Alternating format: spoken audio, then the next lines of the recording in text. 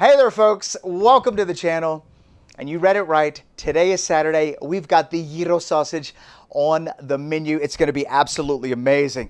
Today's sausage was submitted to us by none other than Larry Kapigian. I'm gonna put a link to his info in the description box below. You gotta check out his Instagram. The guy's always bringing absolutely beautiful creations, not only to the Two Guys in a Cooler subreddit, but also to Celebrate Sausage. He's submitted now a total of 5 or 6 different sausages, and they've all been absolutely amazing. Last year, we did Larry's pot sticker sausage.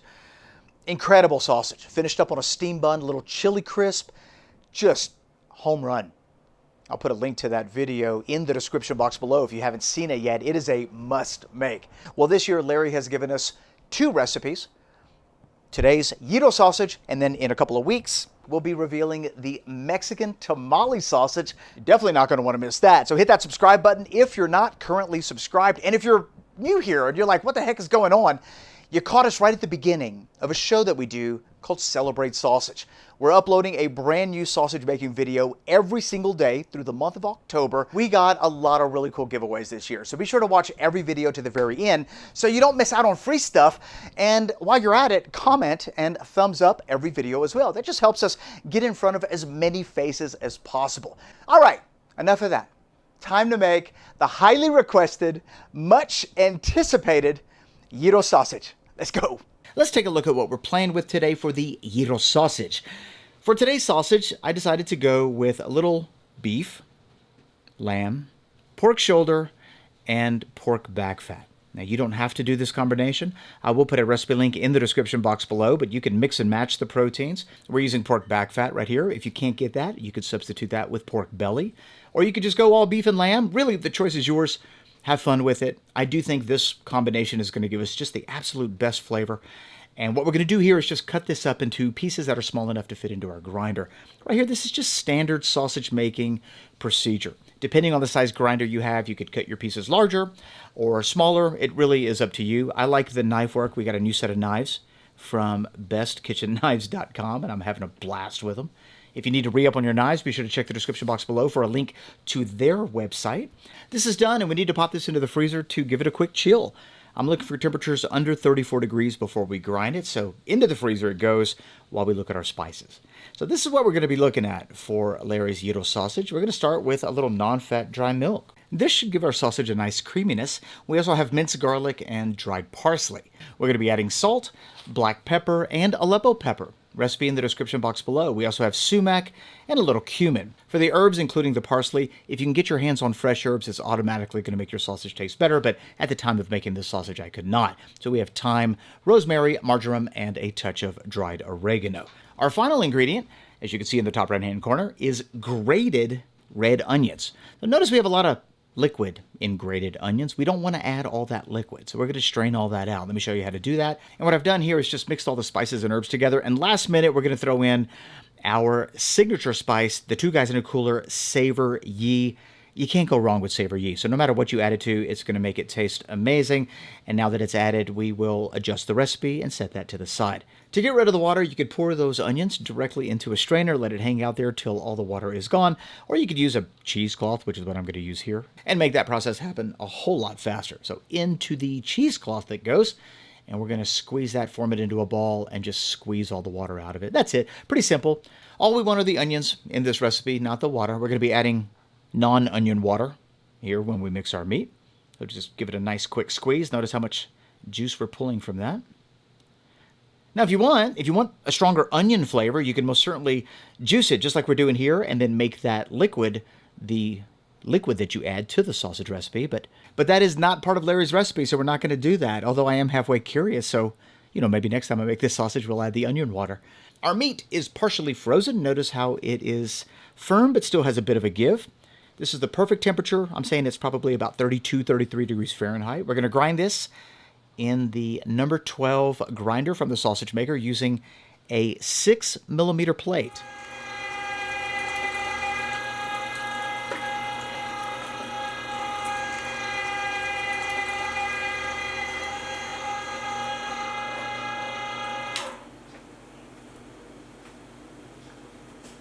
Love the way this looks. Great particle definition. The beef, pork, and lamb looks like it's uniformly ground together. Woo! All right, we're going to go ahead and mix this up in our KitchenAid stand mixer. So this next step is just about protein extraction. It's about trying to get a good bind on your sausage. We're going to start with our dry spices, give it a mix, and the salt that's in our recipe, or the salty ingredients in our recipe. They're going to help extract the proteins called myosin and actin. When you add water, like we're doing here, it softens the batter. So it allows that meat to mix a little bit easier, brings everything together a little bit better, makes it a little bit stickier. Notice right here, starting to get really sticky. Let's go in with our onions. Here we go. You can see how the mincemeat, the farce, is starting to get really tacky. And that's exactly what we're looking for at this step. This is a great little test. When you're done mixing, grab a small handful and turn your hand upside down. If the meat is done, it should stick to the underside of your hand. And as you can see right here, very sticky in the hand. We now need to get this into a casing. And I'd love to hear about your sausage making journey in the comment section below. Let me know what your experience has been like. I hope you have had lots and lots of failures. That's how we get great. Okay, we're going to be using a dedicated sausage stuffer from the sausage maker. This is a very small, economical 5-pound stuffer with the 3/4 inch horn. We're going to be using the 29-32 millimeter casing for this sausage. Quite possibly my favorite size. I tend to have that size on hand more than any. But if you were to ask Larry, what casing should you use for this sausage? He'll tell you whatever casing you want. I think Larry's casing of choice tends to be around that 38 millimeter or maybe even bigger. But like I said, whatever casing you want to use is totally adequate. We got ours from the sausage maker. We soaked these in water overnight, and in that water, there was a little bit of baking soda, and that just helps alkalinize the water, makes the casing nice and slippery, and it helps with casing blowout in the sense that it slides on and off the horn pretty easy. So it's not going to tenderize the casing any, but at the same time, it's not going to make it tough. So a little bit of water in that casing, a little bit of water on the horn, and we're just going to load it up and make it happen.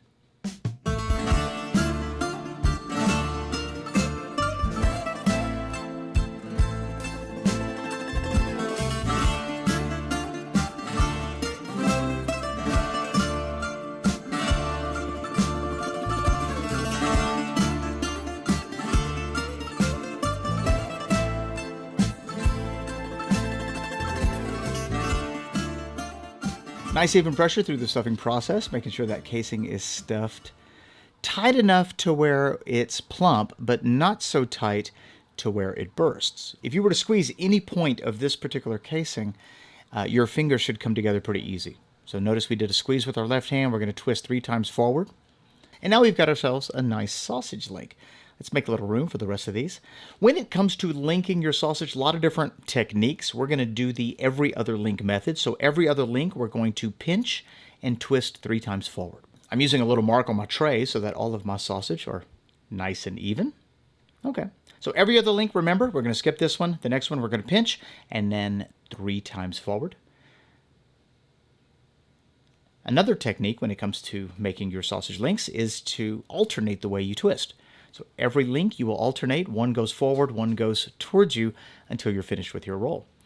You can always twist a few extra times if you feel like your sausage needs to be tightened up a little bit, but just be careful to not over twist so that your casing doesn't rupture. Whether you're in the poke or no poke camp for this particular sausage, Larry recommends pricking your sausage so that rendered fat can drip onto the fire, and that flare up will give us that beautiful kiss of flavor, giving us that very authentic gyro sensation. It's going to be amazing. So we're looking for air pockets first and foremost, but once you get all the air pockets out, just give the overall sausage a prick, and then once you're done, you can set that to the side. This is a fresh sausage, so you can, cook it right now if you want. I'm not going to do that. I think these flavors can come together a little bit better in the refrigerator, so we're going to let this hang out in the fridge overnight.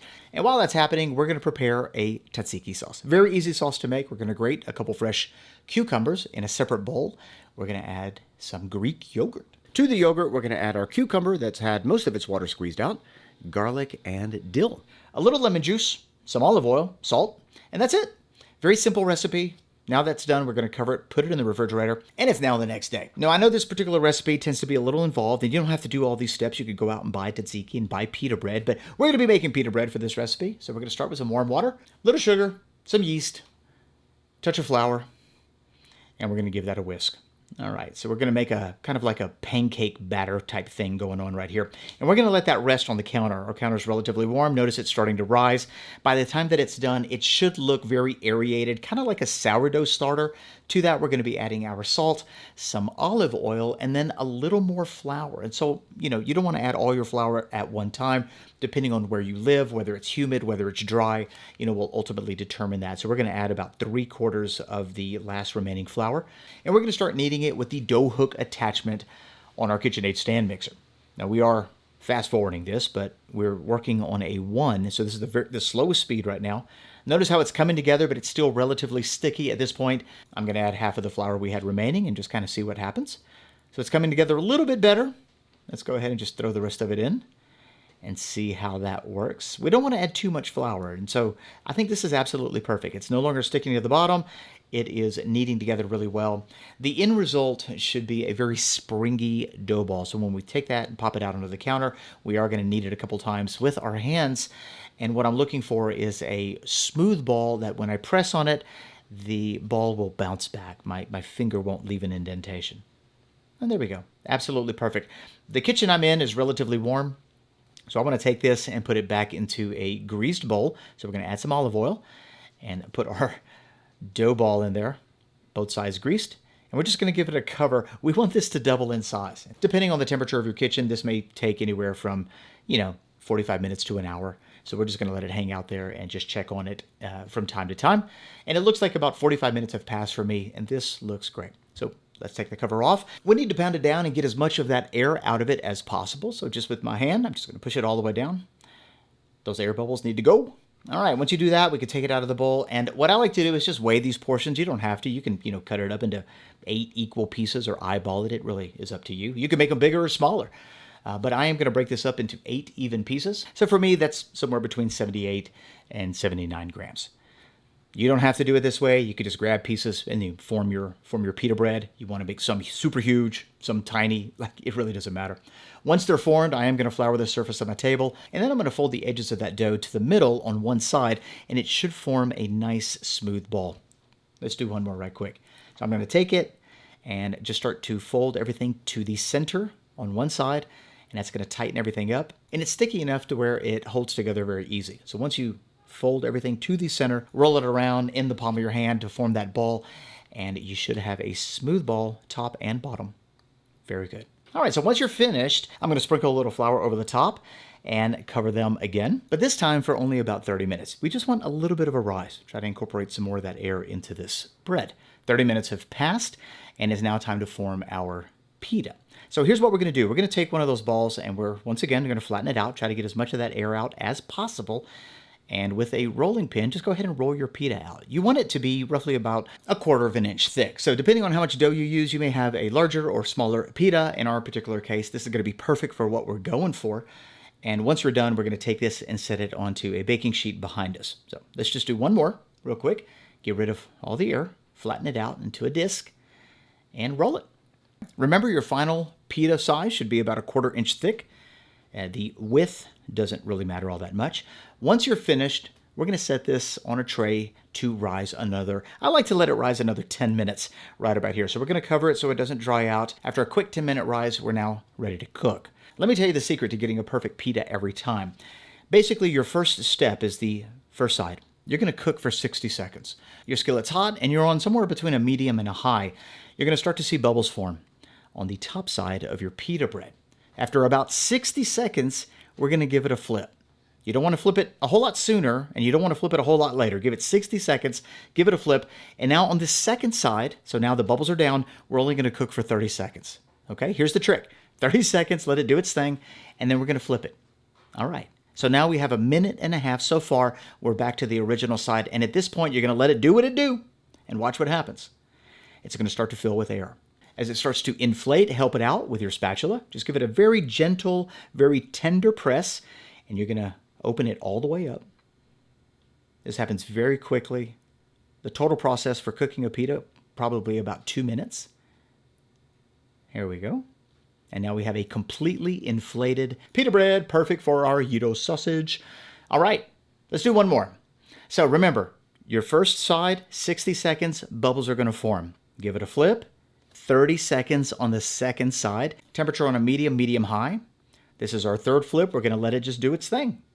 And as we let it do its thing, it's going to naturally want to rise. So what you're doing is you're searing the first side, and then you're searing the second side. And so you're creating these two areas that are strong enough to hold an air bubble inside. That's basically what's happening. And then as you give it a little press, you can just open it all the way up, and you're finished. Now you've got a fully inflated pita ready to go. So you could do this with every single one of them, and it's almost foolproof. All right, let's go ahead and take a look at our sausage. It's coming out of the refrigerator, and it looks absolutely beautiful. Matter of fact, this has been sitting on my counter for about 30 minutes, and the casing is a little bit dried up. You can see it's not too glistening. We're going to give it a quick snip, and by this point, our ties are dried up, so we don't have to worry about sausage spilling out of the side when we cook it. Fire up the grill, and I do think this is the best way to cook it. You know, you could smoke this sausage. It's going to give you a totally different flavor. You could poach it, you could bake it, but Larry does recommend live fire and put your grating as close to the fire as possible. These are going to cook pretty hot and pretty fast. Right now, the temperature of our grill is about 325 degrees. Notice we're getting a few flare-ups, and that is the intention here. You know, as some of that fat renders, it's going to cause that fire to flare up, giving us that additional boost of flavor. And I'm just loving the way these are coming out. Does cook hot, and so you want to make sure that your technique is on point. Otherwise, this beautiful sausage can quickly turn into a disaster. All right, we're just about there. The internal temperature of our sausage is finishing at 150.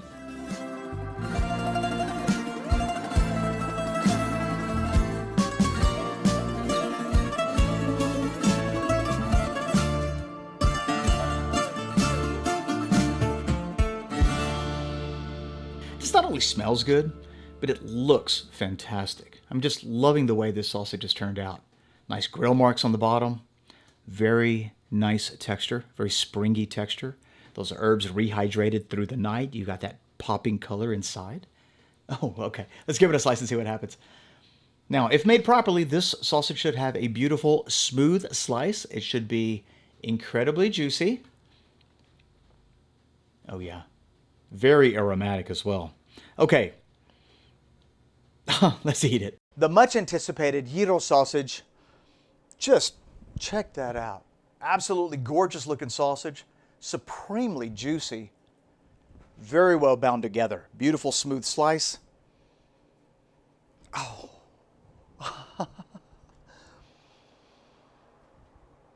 That smells fantastic. Loving the spice profile of this sausage. You know, we use the combination of beef, pork, and lamb.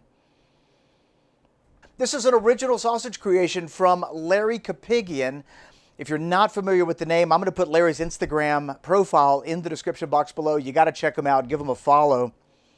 This smells incredible. I'm only going to take a little bite because I've got here in front of me some pita bread, some tzatziki sauce. Just absolutely amazing. We're going to see what it's like with all that, but I want to see, you know, what it's like by itself. So here we go. Gyro sausage going down.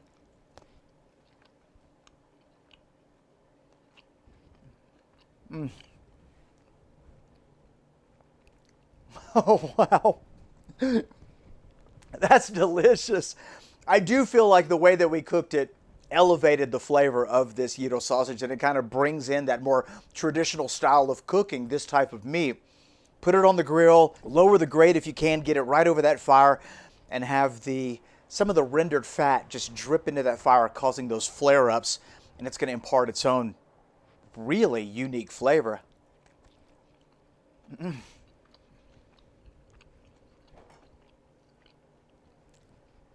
Wow. This is so flavorful, so juicy. The casing is ultra tender. I mean, just bite right through it. All right, I'm going to give it a try with some of our homemade pita. All right, there we go. We got our pita pocket, just like that. We're going to stick our gyro sausage right in the middle. There we go. And top it with a little, oh, this is so good. Tzatziki sauce, just like that to seal the deal. All right. What do you think? Oh. Oh wow, this may be the ticket. Here we go.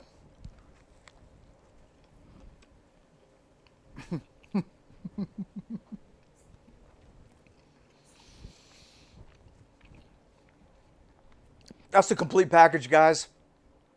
Wow, that's good.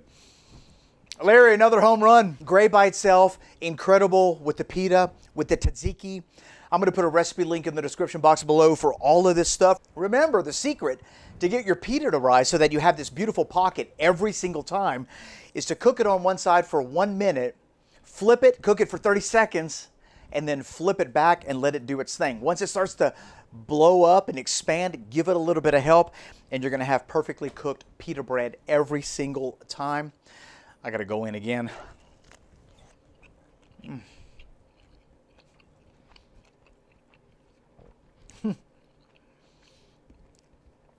This should be on menus in restaurants. It is absolutely phenomenal. Thank you, Larry Kapigian, for this wonderful gyro sausage creation. I hope you guys get a chance to make it. You're not going to regret it. If you do, drop me a comment and let me know what you think. Woo, we did not make enough of that one. That is delicious. If you got any questions about today's recipe, leave them in the comment section. And if you enjoyed today's video, just give it a like, smash that like button. If you are new to this channel, and this is the first video that you've seen from me, we'd like to say welcome. If you enjoyed the content of today's video, be sure to hit that subscribe button and that notification bell, because I don't want you to miss a single upload. And let me tell you, this month we have got a lot of uploads, almost a year's worth of uploads in 1 month. It's an absolutely spectacular month of sausage making. Welcome to Celebrate Sausage Season 6. We have got a brand new sausage recipe for you tomorrow, same time, same place. Thanks for joining us. We'll see you then. Bye-bye. I knew it was going to be good. I didn't know it was going to be this good. I mean, this is ridiculous. Check that out. One last little peek. Beautiful sausage. This needs to be on your short list of sausages to make from Season 6. Wow. See you tomorrow.